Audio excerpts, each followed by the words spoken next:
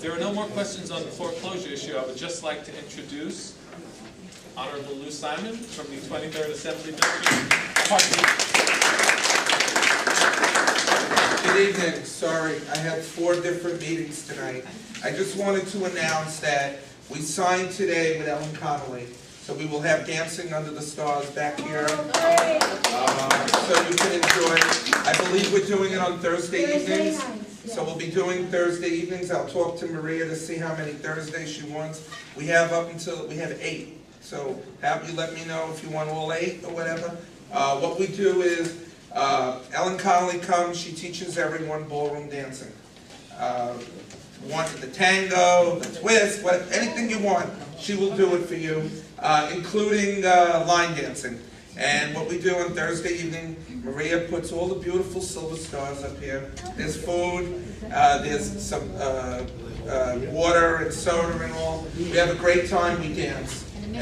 And the admission is free, we don't charge anyone. This is something I've been sponsoring. This will be the 2nd year here, but it's over 25 years in the making. It's called Dancing Under the Stars. And it will be here again, so you can let your neighbors and your friends know. We want to see everyone here. It was great to see the wide mixture of people, including some people that came from a residential home. They were blind, and some were deaf, actually, too. And they were able to feel the vibrations, and they were dancing. It was a beautiful scene, so we're going to do that again. And also what I'd just like to say, my other job, what I do during the day, I work for the Senate Majority Leader, Malcolm Smith. And he asked me just to extend his greetings. They are currently working now on finding monies for the MTA. As you know, we thought it was bad. It's even worse now with the MTA. And with the cutting of the Q56, which is ridiculous, okay, what I think we need to do is get on the phones now and call our elected representatives in the State Assembly and the Senate and let them know that you can't afford these cuts and you can't afford to pay. And one of the things that I've been on the Senator about is we have the Rockaway rebate program, which is on the Cross Bay Bridge, where the Rockaway Broad Channel residents, something I was responsible for, we don't pay for the tolls. And I said I want this to stay intact, but I also want all of Queens not to be able to pay for that toll. This way, if you want to enjoy the beach, like we have our beach there, you should not have to pay for it, because it's unfair. And this baloney of putting tolls on the Manhattan bridges is absolutely ridiculous. I mean, you know what, if they think they're going to do anything, they're not. Because you know what, like when I go to the city, I don't go this way, I go this way. I go into the tunnel and I pay. I guess I'm a fool, but you know how much time it saves you?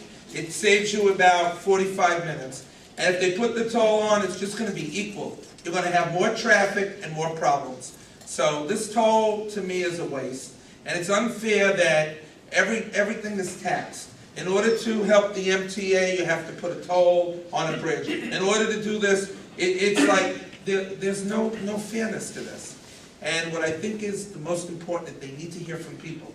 If they're not hearing from you, they assume everything's all right. And I mean, I was listening to TV today, Good Day New York, where they were interviewing people about this. And one woman got up and said, you know, well, I have to get to work.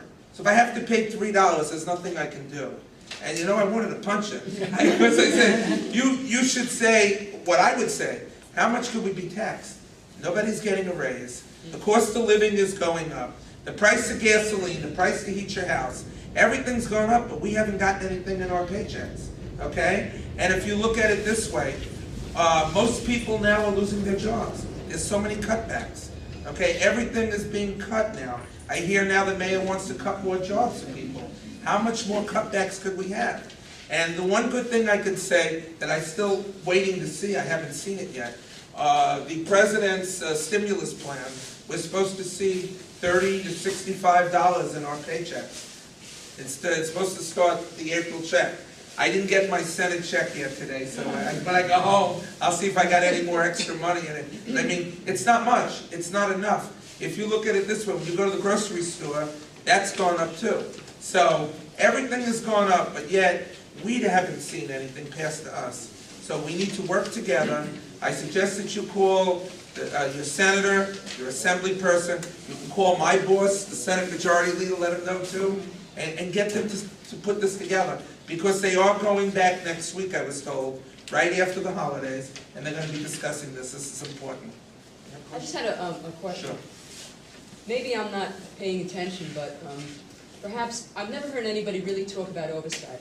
Now, I used to work for the city, and I can point out to you right now where billions are being flushed down the toilet on a daily basis, you know, from $5,000 exit signs, you know, to $1,000 toilet seat. Yes, to scaffolding that costs $500 a day rental, staying up on schools all over the city for years on end before any projects are completed. These, I mean, this is just a small example, okay?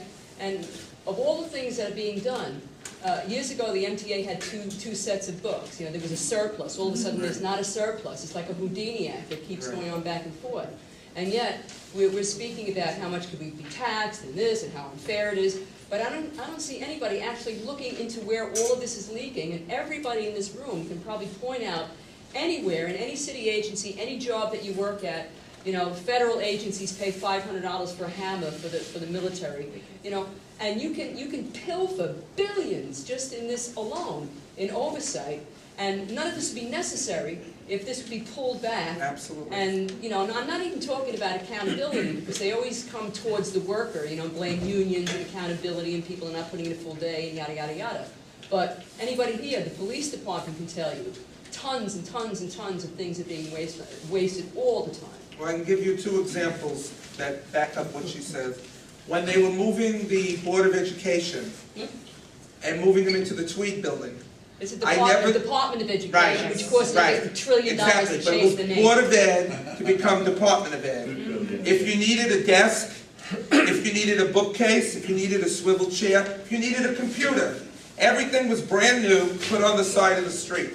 I was down there near Court Street. I says, "What is this? You guys have moved? No, we got rid of this. We're dumping it." Yes. Yeah, okay. Now, meanwhile, our public schools need this stuff. They didn't give it to them. They put it out. Why did they put it out? Because they're not allowed to give it to them. They had to do certain things with them. Okay. That's like if you ever need a chair.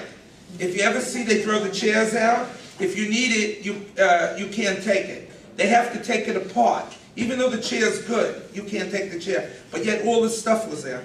And one other thing that I remember, when David Dinkins was mayor, one of the most embarrassing things was one of the commissioners of housing, Laura Blackburn. If you remember the $11,000 pink couch, okay? I can think of stories like that. Toilet seats that are $350 to buy because they have a specific contractor they work with. That was one of the reasons why when I ran for city council, I wanted to do something. This is where your council members have what to do. This is pervasive. This is pervasive. Absolutely, because you know what?